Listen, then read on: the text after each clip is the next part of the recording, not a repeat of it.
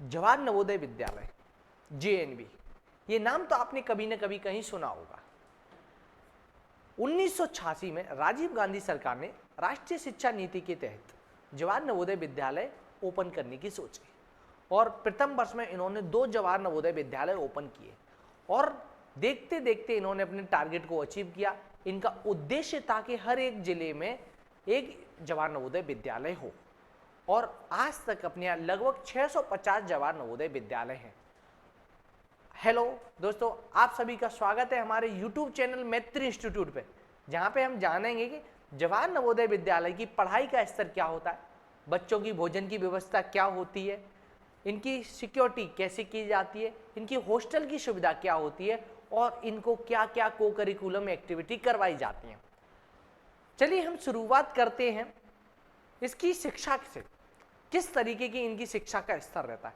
तो मैं आपको बताऊं, इन बच्चों की शिक्षा का स्तर अन्य स्कूलों की तुलना में बहुत हाई लेवल का रहता है। उसका कारण है इनके टीचर्स। इस सबसे जरूरी होता है, एक विद्यालय का सबसे जरूरी पार्ट होता है उस विद्यालय के टीचर्स।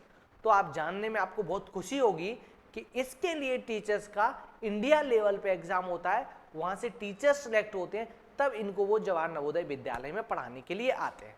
और अगर बात की जाए उनके स्तर की, बच्चों के स्तर की, किस तरीके से बच्चे के स्तर को इम्प्रूव किया जाता है, तो मैं अगर आपको बताऊं, बच्चों को पढ़ाई के साथ साथ अदर एक्टिविटी भी, music, art and other activity, जो बच्चों को पढ़ाई के लिए थोड़ी मोटिवेट करें और पढ़ाई के साथ साथ भी वो अन्य क्षेत्र में भी अच्छा करें। अगर बात की जाए इनकी शिक्षा की और बात की जाए किस तरीके से इनका वहाँ सिलेक्शन होता है, तो मैं उसके बारे में आपको अपडेट कर दूँ। बच्चों का सिलेक्शन जवाहर नवोदय विद्यालय में 3 तरीके से होता है। एक तो 5वीं क्लास बच्चे, जो बच्चे 5वीं क्लास में पढ़ रहे हैं, वो यहाँ तैयारी करेंगे, एक टेस्ट देंगे और उनको जवाहर नवोदय विद्यालय में 6th क्लास में एडमिशन मिलेगा। एज इट इज बच्चे जो 8th क्लास में, वो अपनी तैयारी करेंगे और एंट्रेंस देंगे और उनको एंट्रेंस क्वालिफाई करके जवाहर नवोदय विद्यालय में 9th में एडमिशन मिलेगा। एज इट इज जो बच्चे 11वीं में, जो बच्चे 10वीं में हैं, 11वीं में प्रवेश चाहते हैं, 11वीं में प्रवेश आपकी 10वीं की % के आधार पर आपको प्रवेश वहां पे दिया जाता है। एक मेरिट लिस्ट बनती है, उसके अकॉर्डिंग आपको प्रवेश दिया जाता है। अगर आप वहां की शिक्षा का स्तर देखेंगे तो बहुत अच्छा स्तर होता है। आपके सराउंडिंग एरिया में भी पॉसिबल है बहुत अच्छे अच्छे स्कूल होंगे, पर आप ये मान के चलिए कि जो टीचर्स इंडिया लेवल का एग्जाम क्रैक करके आ रहे हैं, वो कहीं ना कहीं बेहतर होंगे अन्य से। अगर आप इनकी शिक्षा के बारे में जान गए हैं तो हम इसके बात करते हैं इसकी भोजन व्यवस्था के बारे में। अगर मैं आपको बताऊं, शब्द सिंपल से शब्द में कहूं, इनको जो भोजन प्रोवाइड किया जाता है, एक उच्च क्वालिटी का भोजन प्रोवाइड किया जाता है, जहां पर इनकी हेल्थ को बिल्कुल ध्यान में रखा जाता है कि भाई बच्चों की हेल्थ के अकॉर्डिंग क्या क्या इनके लिए रिक्वायरमेंट है, वो इनको प्रोवाइड किया जाता है। अप्रॉक्स इनको मॉर्निंग टाइम में इनको ब्रेकफास्ट, एक इनका टी ब्रेक, फिर इनको लंच, शाम को फिर से टी ब्रेक, स्नैक्स प्रोवाइड किया जाता है और इनको रात के समय डिनर प्रोवाइड किया जाता है।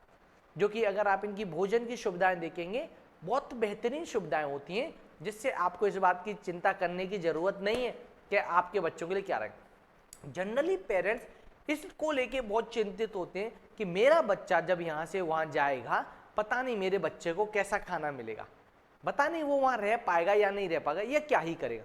तो सिंपल से शब्दों में मैं आपको कह दूं कि उसको वहां पर बहुत बेहतरीन खाना मिलने वाला है, आप खाने की चिंता छोड़ दें।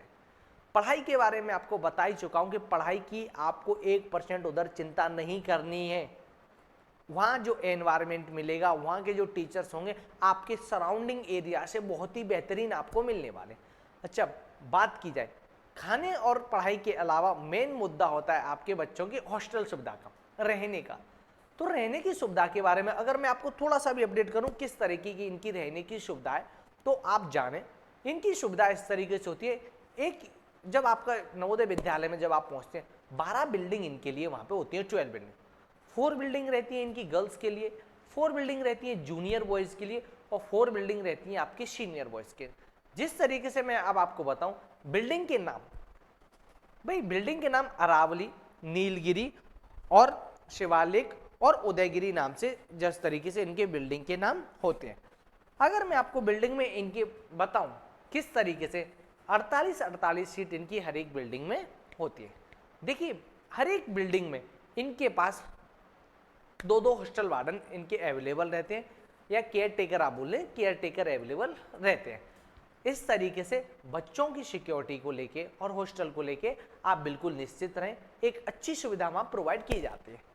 हॉस्टल के बारे में भी अगर मैं आपको बताऊं कि इतना शानदार उधर का एनवायरनमेंट रहता है, आपको 1% भी चिंता करने की जरूरत नहीं है। आपका केयर टेकर वहाँ अवेलेबल रहते हैं, बच्चों की देखभाल बिल्कुल अच्छे तरीके से की जाती है। आप क्लियर आप ये मान लें कि हमारा बच्चा एक बेहतरीन जगह है और एक सेफ जगह, क्लियर। तो आपको 1% भी उसको लेके टेंशन नहीं करना चाहिए।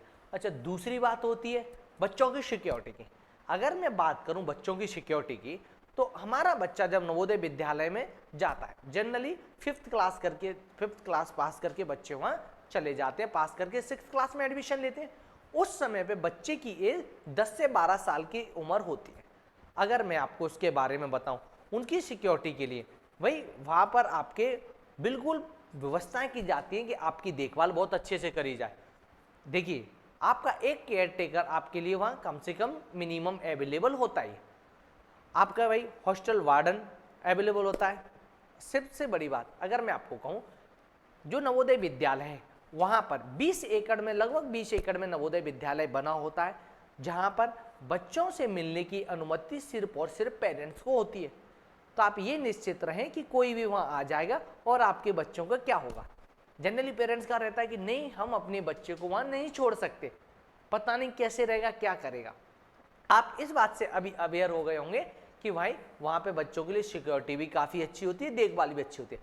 पेरेंट्स को भी मिलने का मौका संडे को दिया जाता है। जनरली बच्चे डिस्टर्ब ना हो, तो इसलिए पेरेंट्स को भी ये मान लीजिए एक डे फिक्स किया हो, भैया आप संडे को ही आए। बच्चे भी काफ़ी इमोशनली होते हैं, आप समझेंगे कि बच्चे काफ़ी सारे बच्चे एकदम से पेरेंट्स को नहीं छोड़ पाते। तो भाई यहाँ पे आपके 4 क्वेश्चंस क्लियर हो गए। एजुकेशन कैसी है? Top class education, India's one of the best teachers आपको वहाँ अवेलेबल होते हैं। बात की जाए इनके खाने की सुविधा कैसी होती है, बिल्कुल शानदार खाना रहता है, जिसकी आपको 1% चिंता नहीं करनी है किस तरीके से इनका खाना रहता है। और अगर बात करी जाए इनकी हॉस्टल सुविधा की, तो बहुत शानदार इनको हॉस्टल प्रोवाइड किए जाते हैं। बिल्कुल देखभाल में, आपकी निगरानी में बच्चे रहते हैं, आपको 1% चिंता करने की जरूरत नहीं है। बात की जाए सिक्योरिटी की, मैंने आपको बताया सिक्योरिटी बच्चों की काफ़ी रहती है, देखभाल काफ़ी रहती है, वो भी समझते हैं इसे। और भाई इंडियन गवर्नमेंट के अंतर, देखो शिक्षा मंत्रालय के द्वारा अपने जवाहर नवोदय विद्यालय होते हैं, शिक्षा मंत्रालय की गाइडेंस में चलते हैं, उनके अंडरटेकिंग रहते हैं। तो वो इस बात का बहुत ख्याल रखते हैं कि भाई किसी भी प्रकार से बच्चों के लिए कोई भी दिक्कत ना हो। तो इन चीज़ों की आपको चिंता करने की कोई ज़रूरत नहीं है। अब बात की जाए, देखिए आप सिंपल से कुछ बढ़े, मैं अगर आपसे कहूँ कि भाई बच्चे सिर्फ पढ़ाई से ही सब कुछ हो जाए, ऐसा पॉसिबल नहीं है। जवाहर नवोदय विद्यालय समिति इस बात को बहुत अच्छे से समझती है। तो बच्चों के लिए वो शिक्षा के साथ साथ को करिकुलम एक्टिविटी भी, मैं अगर बात करूं शिक्षा के साथ साथ को करिकुलम एक्टिविटी भी वहाँ पे बहुत करवाई जाती हैं। इससे बेनिफिट क्या होता है भाई? इससे बेनिफिट होता है कि बच्चे शिक्षा के साथ साथ अन्य चीज़ों में भी आगे बढ़े। जैसे कि आपने एक कहावत सुनी होगी, all work and no play make Jack a dull boy. आपने कहावत सुनी होगी, all work and no play make Jack a dull boy. इसके बारे में अगर आपने सुना हुआ है तो सिंपल सी बात है, अगर आप हमेशा काम करते रहते हैं तो क्या होगा, आप एक बोरिंग और बोरियत आपके साथ हो जाएंगे भाई। तो फिर क्या रहता है, वो आपके एनवायरनमेंट को अच्छा बनाने के लिए को करिकुलम एक्टिविटी भी वहाँ पर होती है। अगर को करिकुलम एक्टिविटी के बारे में अगर आपको मैं क्लियर बताऊँ, जैसे स्पोर्ट्स एक्टिविटी आपकी होती हैं, आर्ट्स एक्टिविटी होती है, म्यूजिक एक्टिविटी होती है, और भी बहुत सारी एक्टिविटी होती हैं जिससे बच्चे पढ़ाई के साथ साथ अदर एक्टिविटी में भी आगे रहे। भाई पढ़ाई के साथ साथ अदर एक्टिविटी में भी बच्चे आगे रहते हैं, तो ये मान के चलो थोड़े से बोर भी कम होते हैं और बहुत एक्टिविटी में भी पार्टिसिपेट करते हैं। आज के समय में आप देखेंगे बच्चे पढ़ाई से ज़्यादा स्पोर्ट्स में अच्छा कर रहे हैं। स्पोर्ट्स में बच्चे अपने आप को इतना डेवलप कर रहे हैं, कई सारे आपने बड़े बड़े प्लेयर्स के बारे में सुना होगा भाई, सचिन के बारे में सुना होगा, विराट के बारे में सुना होगा, रोहित के बारे में सुना होगा। आपने इनके बारे में सुना होगा कि भाई इन्होंने अपनी एजुकेशन तक फुल कंप्लीट नहीं की हुई, कोई 10th तक पढ़ाई, कोई 12th तक पढ़ाई, कोई कॉलेज ड्रॉप आउट है, कुछ इस तरीके से रहे। तो यहाँ भी अभी इनकी आपकी इन एक्टिविटी में भी ध्यान दिया जाता है कि भाई पढ़ाई के साथ साथ इस पे भी ध्यान दिया जाए। अच्छा, सिंपल सा मैं अब बात करूँ किस तरीके से वहाँ इनको क्या क्या प्रोवाइड करवाया जाता है। देखिए, इनको बुक्स वगैरह, बुक्स कॉपी ये तो सब इनको फ्री प्रोवाइड करवाया जाता ही है। बुक्स और कॉपी ये तो फ्री प्रोवाइड करवाया जाता है। इसके अलावा भी इनको 4 जोड़ी ड्रेस प्रोवाइड की जाती है, 2 जोड़ी इनको जूते प्रोवाइड किए जाते हैं और विंटर सीजन के लिए स्वेट शर्ट इनको प्रोवाइड की जाती है। भाई आप ये मान के चलें ये सब स्कूल की तरफ से फ्री ऑफ कॉस्ट होता है। अगर आप स्पोर्ट्स एक्टिविटी में भी करते हैं, पार्टिसिपेट करते हैं, तो स्कूल की तरफ से भाई जबोन नवोदय विद्यालय समिति की तरफ से आपको स्पोर्ट्स किट्स भी प्रोवाइड किए जाते हैं अगर आप उनमें पार्टिसिपेट कर रहे हैं तो। अच्छा, दूसरा इनके अगर लेवल के बारे में जाना जाए, मैं अगर इनके बारे में बताऊं कि किस तरीके से इन्हें डिवाइड करते हैं, किस तरीके का इनका तरीका रहता है, क्या इनको करना रहता है, तो सिंपल सा एक अगर इसके अगर डेली रूटीन के बारे में सुने कि किस तरीके से इनका डेली रूटीन रहता है, तो वो थोड़ा सा इंपॉर्टेंट अपने लिए मैटर करता है। डेली रूटीन इनके लिए किस तरीके से इंपॉर्टेंट रहता है, किस तरीके से ये मैटर करता है, अगर मैं आपको इसके बारे में बताऊं। देखिए, जनरली जब तक सूरज की किरण आपके घर के अंदर तक भी नहीं पहुंचती है तब तक नवोदय विद्यालय में पढ़ने वाले बच्चे पीटी ग्राउंड में होते हैं। मॉर्निंग 5:30 तक इनका जागना, 6 o'clock तक ये पीटी ग्राउंड में होते हैं। 1 आवर तक इनका पीटी वहां पर रहता है, जहां पर इनका जो केयर टेकर इनके जो होते हैं, हाउस मास्टर या मिस्ट्रेस, केयर टेकर या जो भी है इनके, प्लस इनके पीटी टीचर रहते हैं, इनकी काउंटिंग करते हैं। एक एक बच्चे की काउंटिंग की जाती है और पीटी जब इनकी होती है तब पीटी के बाद ये अपने रेडी होके अपने ब्रेकफास्ट के लिए जाते हैं। ब्रेकफास्ट के बाद जैसे एज इट इज इनके 7:30 से अप्रॉक्स क्लासेज स्टार्ट हो जाते हैं। क्लासेज के बाद फिर इनकी क्लासेज चलती हैं 11 o'clock तक। 11 o'clock तक क्लासेज लेने के बाद इनका एक टी ब्रेक होता है। टी ब्रेक के बाद भी इनकी 3 क्लासेज रहते हैं। टी ब्रेक से पहले 4 क्लासेज, टी ब्रेक के बाद 3 क्लासेज, कुछ इस तरीके से रहते हैं। इसमें थोड़े बहुत चेंजेस हो सकते हैं क्योंकि देखिए टाइम टेबल मैनेजमेंट वो अपने अकॉर्डिंग करता है किस तरीके से चलना है। विंटर में थोड़ा सा और मैनेज किया जाता है, समर में इस तरीके से टाइम टेबल में फ्लेक्सिबिलिटी रहती है। क्लासेस फिनिश होने के बाद इनका लंच का टाइम रहता है। आप जानेंगे कि लंच के टाइम के बाद ये हॉस्टल जाते हैं। इसके बाद वीक बच्चों के लिए मैं अगर बात करूं वीक बच्चों की, वीक बच्चों के लिए 3:30 to 4:30 इनके लिए रेमेडियल क्लासेस रहते हैं। रेमेडियल क्लासेस जैसे ही फिनिश होती हैं, रेमेडियल क्लासेस फिनिश होते हैं, ये फिर से ग्राउंड में जाते हैं अपनी स्पोर्ट एक्टिविटी के लिए। स्पोर्ट एक्टिविटी के लिए जाते हैं, स्पोर्ट एक्टिविटी अपनी करते हैं। 1.5 आवर की इनकी स्पोर्ट एक्टिविटी रहती है। उसके बाद फिर इनके जो केयर टेकर होते हैं प्लस आप इनके जो पीटी टीचर होते हैं वो इनकी फिर से काउंटिंग करते हैं। भाई काउंटिंग के बाद ये थोड़ा सा स्नैक्स लेते हैं। स्नैक लेने के बाद फिर से ये अपनी रेमेडियल क्लासेस के लिए जाते हैं। अगर इनको अपनी स्टडी से रिलेटेड कोई भी डाउट होता है तो रेमेडियल क्लासेस में ये अपने डाउट सॉल्व करते हैं। रेमेडियल क्लासेस के बाद आप जाने, रेमेडियल क्लासेस के बाद ये अपना डिनर करते हैं और अपने हॉस्टल में चले जाते हैं। देखिए जनरली मैं अगर आपको कहूँ, आप सिंपल सा मान के चलें, आज हम इतना सारा पैसा खर्च कर रहे हैं बच्चों की पढ़ाई पे, 1 से 1.5 लाख रुपए तक हम अच्छे अच्छे स्कूलों में बच्चों को भेजते हैं। पर आप ये मानिए कि हम इस स्कूल की कंपैरिजन प्राइवेट स्कूलों से नहीं कर सकते। ये आपको अप्रॉक्स फ्री ऑफ कॉस्ट में, अप्रॉक्स फ्री ऑफ कॉस्ट में इतनी अच्छी एजुकेशन प्रोवाइड करवा देते और आपके बच्चों का बहुत अच्छे से ध्यान रखा जाता है। ये मानिए इन स्कूलों में, जवाहर नवोदय विद्यालय में आपके बच्चों का 360 डिग्री डेवलपमेंट होता है। 360 डिग्री डेवलपमेंट आप समझ पा रहे हैं। अगर मैं बात करूं इनके डेवलपमेंट की, किस तरीके से इनका 360 डिग्री डेवलपमेंट होता है, देखिए आपके बच्चे स्टडी में तो कुछ करते ही, स्टडी तो भाई सब जगह कर रहा है। अगर आपके यहाँ पे इधर अगर आप देखते हैं स्पोर्टमैनशिप के भी बच्चों को स्पोर्टमैनशिप में भी आगे बढ़ाया जाता है, बच्चों को लीडरशिप में भी आगे बढ़ाया जाता है। सबसे बड़ी बात सिर्फ पढ़ाई ही सब कुछ नहीं होती भाई, आर्ट एक्टिविटी में भी इनको बढ़ाया जाता है भाई, इनको म्यूजिक इंस्ट्रूमेंट में, स्पोर्ट्स में सब कुछ, म्यूजिक एक्टिविटी सब कुछ इनको यहाँ पे प्रोवाइड किया जाता है। अब आप सिंपल से कुछ शब्दों में इस बात को समझ रहे होंगे कि हमारे बच्चे का कितना डेवलपमेंट होने वाला है। जहां अन्य बच्चे सुबह, समझ रहे हैं, सुबह आपके डांटने से, जगाने से भी नहीं जग रहे हैं, उस समय तक जब आपकी धूप की किरणें आपके घर तक नहीं पहुंच पा रही हैं, तब तक नवोदय वाले बच्चे ग्राउंड में जाके पीटी कर रहे हैं, एक्सरसाइज कर रहे हैं। देखिए बेनिफिट क्या होता है, मैं बात करूं आपके बेनिफिट के, हम पहले भी मैं हमेशा कहता हूं, हम चाहकर भी घर पे उन्हें वो एनवायरमेंट डिसिप्लिन नहीं दे पाते हैं जो हमारे बच्चों को नवोदय स्कूल में प्रोवाइड होता है।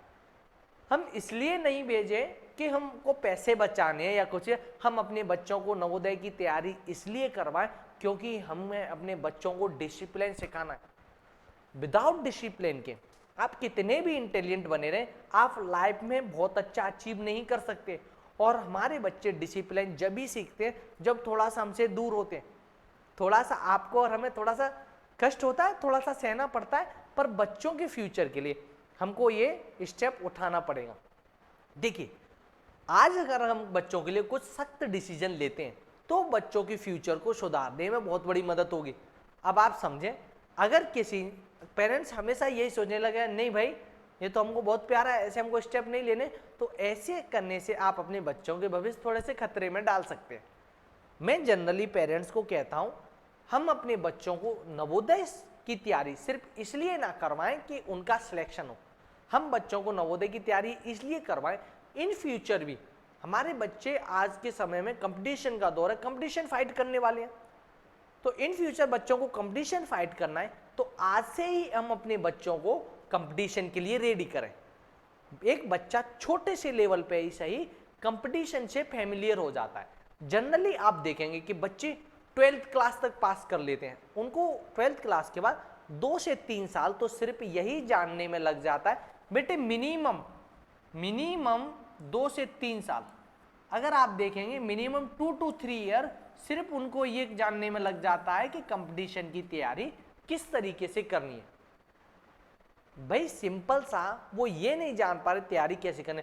अगर इसी के कंपैरिजन में अगर मैं आपको कहूं, इसी के कंपैरिजन में अगर मैं कहता हूं आपसे कि भाई अन्य बच्चे ये तैयारी कैसे कर लेते हैं, जो बच्चे नवोदय की तैयारी करते हैं भाई वो लोग कंपटीशन से फैमिलियर पहले ही हो चुके होते हैं, उनको मालूम है किस तरीके से हमको तैयारी करनी है। तो इसलिए हम कभी ये ना सोचें कि हमारे बच्चे का सिलेक्शन हो सिर्फ इसीलिए, हम अपने बच्चे को अभी से कंपटीशन के लिए उसका माइंड सेट रेडी करें, इसलिए हमें तैयारी करवाने और हमारे बच्चे का सिलेक्शन हो जाता है तो हमको हैप्पी होना चाहिए और बच्चे को 100% भेजना चाहिए। देखिए इन स्कूलों से बेहतर अन्य स्कूल किसी भी कंडीशन में आपके यहाँ नहीं हो सकते, तो आप कोशिश करें कि हम बच्चों को यहाँ भेजें। अच्छा दूसरी बात की जाए किस तरीके से इनके सिलेक्शन होते हैं, क्या इसका एक क्राइटेरिया होता है, आपको ये मैं बता चुका हूँ कि क्लास 6 बच्चे जब 5th क्लास में होते हैं तब वो क्लास 6 के लिए एंट्रेंस देते हैं क्योंकि उन्हें क्लास 6 में एडमिशन लेना होता है। अप्रॉक्स 80 क्वेश्चन इनके आते हैं जिसमें से आपके 40 क्वेश्चन करंटली डेट में 40 क्वेश्चन इनके इंटेलिजेंस के रहते हैं, 20 मैथ्स के, 20 लैंग्वेज के। और हमारे बच्चे एक प्रॉपर प्रिपरेशन करें तो उनका सिलेक्शन अच्छे से हो जाता है, आराम से हो जाता है। थोड़ा सा डेडिकेशन आपको दिखाना पड़ेगा। जनरली क्या करते हैं पेरेंट्स चाहते हैं कि हम बिल्कुल मेहनत ना करें और हमारा बच्चा सिलेक्शन हो जाए। आप मान के चलिए जो पेरेंट्स खुद बच्चों के साथ साथ में डेडिकेशन दिखाते हैं और वो खुद ध्यान रखते हैं कि हमारे बच्चे का होना चाहिए, हमें वो खुद फोकस्ड रहते हैं, तो बच्चों के ऑलमोस्ट सिलेक्शन हो जाते हैं। तो आप अपना माइंडसेट बिल्कुल क्लियर करें कि अगर हमारे माइंड के किसी भी सॉफ्ट कॉर्नर में ऐसा है कि हमको बच्चों को तैयारी करवानी है तो वो डिसीजन आप आज ही लें। सिंपल सा आप समझें, सिर्फ और सिर्फ सोचने से अच्छा नहीं होता है, सिर्फ सोचने से अच्छा नहीं होता, हमको अच्छे के लिए अच्छे स्टेप उठाने पड़ते हैं। आपको अच्छे स्टेप उठाने पड़ेंगे तब आपके साथ अच्छा होगा। अब मैं बात करूं, देखिए सिंपल सा मैं बात करूं, इसमें बहुत सारे बेनिफिट होते हैं, बच्चों को बहुत सारे रिजर्वेशन मिलते हैं और अलग अलग प्रकार के बच्चों के लिए बेनिफिट होते हैं जिनके बारे में अगर मैं आपको बताऊंगा तो आपको ये लगेगा कि वास्तव में ये बहुत बेनिफिट है हमारे बच्चों के लिए। ये और इधर के अलावा कहीं मिल नहीं सकता। हाई क्वालिटी टीचर्स यहाँ पे रहते हैं। सबसे बड़ी बात, जब बच्चों के लिए हाई क्वालिटी टीचर्स होंगे तो ऐसा कैसे हो सकता है कि हमारे बच्चों का सिलेक्शन ना हो। पर अगर बात करी जाए इन्हीं के बारे में कि भाई हाई क्वालिटी टीचर्स और बच्चों को सुविधा कैसे मिले, हम उसको बच्चों को कैसे तैयारी करवाएं, इसको क्या रिजर्वेशन मिल जाए, अगर हम सिर्फ और सिर्फ इसके बारे में चर्चा करें तो बेटे अगर चर्चा इसके बारे में करी जाए तो थोड़ा सा मैं आपको एक्सप्लेन कर देता हूँ। मैं जनरली अगर आपको बताऊं, एक नवोदय विद्यालय में बात करी जाए, एक नवोदय विद्यालय में अप्रॉक्स 80 सीट्स अवेलेबल रहती है। एक नवोदय विद्यालय में अप्रॉक्स 80 सीट अवेलेबल रहती है। अब 80 सीट अवेलेबल रहती है किस तरीके से, अगर मैं बात करूं, इनके लिए 75% सीट जो रहती हैं वो ग्रामीण के लिए रहती है। 75% सीट ग्रामीण बच्चों के लिए रहती है। ग्रामीण इलाके में जो बच्चे पढ़ते हैं उनके लिए 75% सीट रहती हैं, प्लस 25% सीट रहती हैं आपके शहरी बच्चों के लिए। अगर इस तरीके से आप सीट्स को डिवाइड करें, शहरी बच्चों के लिए 20 सीट रहती है, ग्रामीण बच्चों के लिए 60 सीट रहती है। अब ये सीट में मैं कैटेगरी वाइज भी डिवाइड करूं और इनको मैं बहुत तरीके से अभी आपको एक्सप्लेन करके बता दूंगा, पर सबसे जरूरी है ग्रामीण और शहरी का हम कैसे यूज करें, हम कैसे जाने हमारा बच्चा ग्रामीण कैटेगरी में आ रहा है या शहरी में आ रहा है, मैं किस तरीके से फॉर्म भरा जाए। तो मैं आपको इसके बारे में एक बात क्लियर कर देता हूं, सिंपल सा एक बात, इसके लिए आपका कंसेप्ट ये क्लियर होना चाहिए। अगर हम अपना फॉर्म ग्रामीण कैटेगरी में फिल करते हैं तो आपका बच्चा 3rd, 4th, 5th तीनों ही ग्रामीण में किया हुआ हो। कई सारे स्कूल शहर में बने होते हैं पर वो शहर से बाहर होने के कारण ग्रामीण कैटेगरी में उस स्कूल के बच्चे आते हैं। तो आप जान लें कि आपका स्कूल अर्बन में आता है या रूरल में आता है, पहले तो आप उसे जान लें। अगर आपका बच्चा तीसरी, चौथी या 5वीं में एक भी दिन या शहरी स्कूल में वो पढ़ा हुआ है तो आपका सिलेक्शन हो जाने के बाद भी वो आपको रिजेक्ट कर देंगे अगर आपने ग्रामीण में फॉर्म फिल किया हुआ है तो। क्लियर है? तो इसलिए तो पहले ये सिक्योर कर लें, अगर हम अपने बच्चों का सिलेक्शन चाहते हैं और अभी हमारा बच्चा 3rd में आने को है या 3rd से पहले, अगर ग्रामीण में करवाना है तो बच्चों को हमें 3rd से ही करवाना है। और अगर बच्चा अभी आपका 5th में है तो ये मैटर नहीं करता कि ये करंट स्कूल में अभी ग्रामीण में है तो इसका हम ग्रामीण से फॉर्म भर दें, नहीं, इसकी तीनों क्लासेस देखी जाएंगी, 3rd, 4th और 5th। कई सारे बच्चे यहाँ पे गलती कर देते हैं और सिलेक्शन हो जाता है, उसके बाद भी उनका सिलेक्शन रिजेक्ट हो जाता है। तो सबसे बड़ी बात हमें इसका विशेष ध्यान रखना है। अगर मैं बात करूं एक और मेन रिजर्वेशन के बारे में तो बात होती है गर्ल्स के बारे में। गर्ल्स के लिए कहा जाए 1/3 का रेशियो रहता है, 1/3 गर्ल्स के लिए सीट रिजर्व रहती है। इसका मतलब आप कह सकते हैं गर्ल्स के लिए अप्रॉक्स 27 सीट्स अवेलेबल होती हैं। गर्ल्स के लिए कितने सीट अवेलेबल होते हैं? अप्रॉक्स 27 सीट अवेलेबल होते हैं। तो भाई एक तो हमें ये समझ में आता है कि हमारे लिए कि बच्चों के लिए क्या सीट अवेलेबल है, हमें किस तरीके से करना है। तो एक बात यहाँ समझ होंगे कि गर्ल्स के लिए भी बहुत बेनिफिट होता है, सबसे ज़्यादा बेनिफिट गर्ल्स के लिए। कट ऑफ में एक बहुत बड़ा मार्जिन देखने को दिखता है। अच्छा, इसके अलावा मैं कैटेगरी वाइज, कास्ट वाइज अगर इनको करूं तो आप ये मान के चलिए एससी के लिए 7.5%, एसटी के लिए आपका 15% एंड दिव्यांग जो बच्चे होते हैं, बेटे किसके लिए? दिव्यांग बच्चों के लिए भी 3% होता है। और बात की जाए आपकी ओबीसी कैटेगरी की तो आपका मैक्सिमम 27% आपका रिजर्वेशन रहता है। अगर आप रिजर्वेशन की बात करें तो अप्रॉक्स 50%, मैक्सिमम 50% आपका ओवरऑल रिजर्वेशन रहता है। बाकी का जो रिमेनिंग रहता है अनरिजर्व के लिए रहता है। अनरिजर्व के लिए कितना रहता है बेटे आपका? अनरिजर्व के लिए 50% रहता है। अब इस कैटेगरी में आपको इसमें एक और एक्सप्लेन करना चाहूँगा। जैसा कि हम पिछले कई वर्षों से देख रहे हैं, पिछले 1-2 साल से कुछ रूल्स बदले, उनके बारे में अगर आप देखते हैं तो आपको मालूम चलेगा कि कई सारे बच्चे सिलेक्शन के बाद और बाहर हो गए। उनका रीजन रहा है, उनका रीजन कुछ इस प्रकार रहा है। देखिए, एक तो आप ग्रामीण और शहरी में गलती कर देते हैं, दूसरा एक रीजन रहता है आपका मेन रीजन, आप इसे बिल्कुल फोकस्ड मान के चलें कि आपका जो डोमिसाइल है, मूल निवासी किसी और डिस्ट्रिक्ट का है और आपका बच्चा स्टडी किसी और डिस्ट्रिक्ट में कर रहा है। मान लीजिए आपका मूल निवासी इंदौर का है और आपका बच्चा धार डिस्ट्रिक्ट में कहीं पढ़ रहा है, तो इससे क्या होगा कि न तो बच्चा आपका इंदौर में ही सिलेक्ट हो पाएगा, न आपका बच्चा धार में ही सिलेक्ट हो पाएगा एक अच्छे मार्क्स लाने के बाद भी। तो सिंपल सी बात ये क्लियर करें, जब हम अपने बच्चे को जिस स्कूल में पढ़ा रहे हैं तो आपके होम डिस्ट्रिक्ट में ही बच्चा पढ़ना चाहिए। होम डिस्ट्रिक्ट में ही आपकी 5th क्लास की एजुकेशन होनी चाहिए। मैटर नहीं करता 3rd और 4th की, पर 5th क्लास की एजुकेशन आपके होम डिस्ट्रिक्ट में ही होना जरूरी है। क्लियर है बेटे? ये थोड़े से कुछ डाउट बच्चे पिछले कई सालों से इनको मिस्टेक करते आ रहे हैं और अपने लिए प्रॉब्लम खड़ी कर लेते हैं। बाद में थोड़ा सा उनको ये रहता है कि भाई हमसे बहुत बड़ी गलती हो गई, हमको ऐसी गलती नहीं करनी चाहिए थी। ये थोड़ा सा एक इम्पोर्टेंट पॉइंट होता है। अच्छा, बात की जाए इनकी बच्चों की, बात अगर करी जाए इनकी बच्चों की एजुकेशन के बारे में, अगर मैं आपसे सिंपल सा एक वर्ड कहूँ, सिंपल से इनकी एजुकेशन के बारे में बात कहूँ तो ये है कि ये आपके लिए ऑलमोस्ट फ्री है। ऑलमोस्ट फ्री है, आपको यहाँ पर कुछ भी चार्ज ऐसा स्पेशल पे नहीं करना पड़ता है।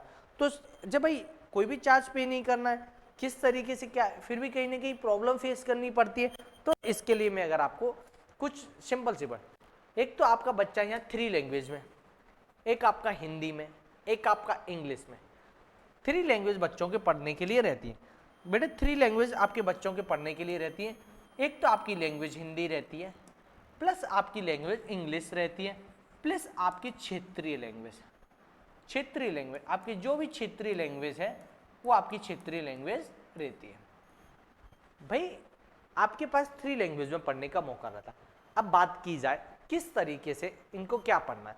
अगर मैं बात करूं क्लास 6, 7 और 8 के बारे में, यहां पर बच्चे Hindi plus English, regional language के अलावा हिंदी प्लस इंग्लिश में बच्चे पढ़ते हैं।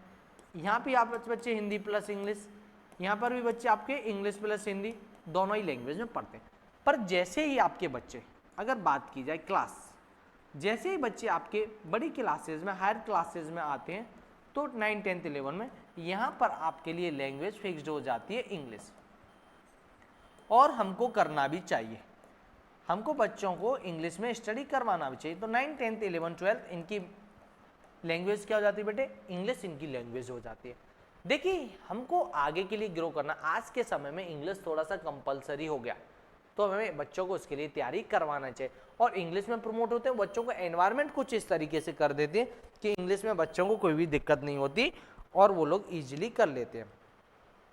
अब बात की जाए, मैं अगर आपसे कहूँ सिंपल सा, अगर मैं आपसे डिस्कस करूं बच्चों की फीस के बारे में, बच्चों की फीस के बारे में डिस्कस करूं तो इसमें से कुछ है आपका सिंपल सा।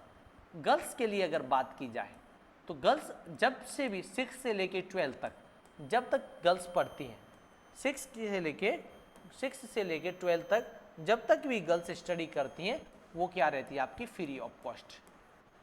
अगर बात करूं मैं SC और ST वाले बच्चों के लिए, सेम कंसेप्ट आपका 6 से लेके 12 तक ये जो बच्चे रहते हैं फ्री रहते हैं। अगर एज इट इज बात करूं मैं आपके BPL वाले बच्चों का, वो भी 6 से लेके 12 तक फ्री रहते हैं। अब भाई सब फ्री हैं तो पे कौन कर रहा है?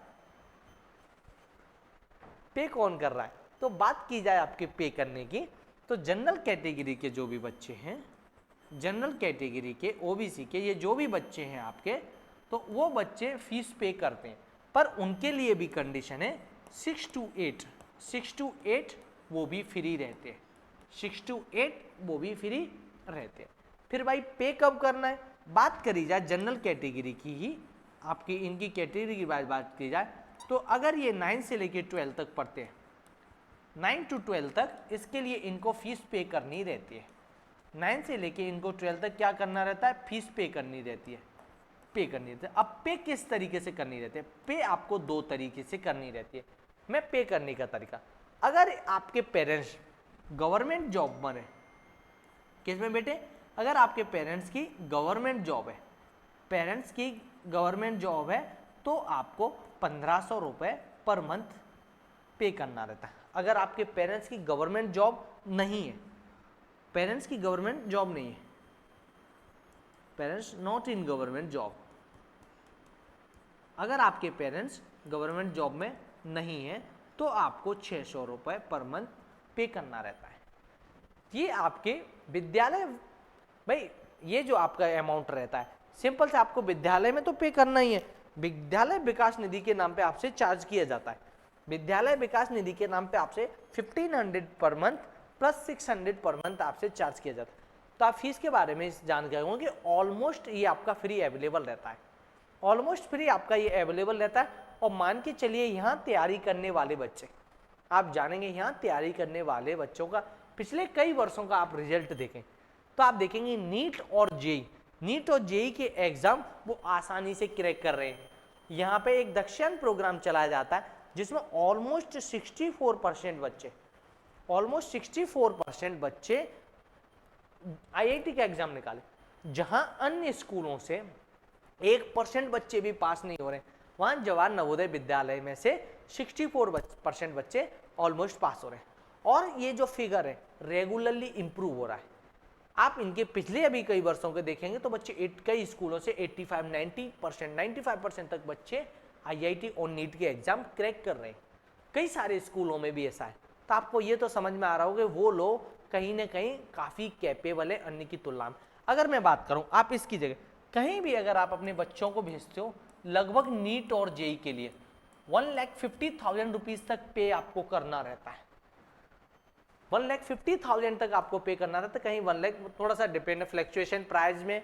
देखिए जो भी डिटेल मैंने आपको प्रोवाइड करवाई है इनमें थोड़ा थोड़ा फ्लैक्चुएशन बिल्कुल हो सकता है, क्योंकि समय के साथ साथ हर चीज़ में थोड़ा सा बदलाव आता है। मैं ये नहीं कहता कि हर जो डिटेल आपको दी गई है बिल्कुल एग्जैक्ट फिगर आउट 100% करेक्ट है। जैसे कि मैंने आपको बताया 650 स्कूल है, हो सकता है कि इंप्रूव हो गए 652 हो गए, 53, 55 हो गए। जैसे मैंने आपको बच्चों के टाइम टेबल के लिए बताया, टाइम टेबल अपने कंफर्ट जोन के अकॉर्डिंग इनको भाई वो चूज कर लिया जाता है किस तरीके से करना है। अच्छा, एक इंपॉर्टेंट पार्ट और मैं आपको बता दूं। एक इंपॉर्टेंट पार्ट और बच्चों के लिए ये है कि जब हमारा बच्चा 6 क्लास में प्रवेश के लिए परीक्षा देना चाहता है, जब 6 क्लास में बच्चा प्रवेश के लिए परीक्षा देना चाहता है तो उसकी उम्र 10 से 12 होनी चाहिए। जब 9th के प्रवेश के लिए देना चाहता है तो उसकी उम्र 13 से 15 होनी चाहिए। और जब वो 11th में एडमिशन चाहता है तो उसकी उम्र 15 से 17 के बीच में होनी चाहिए।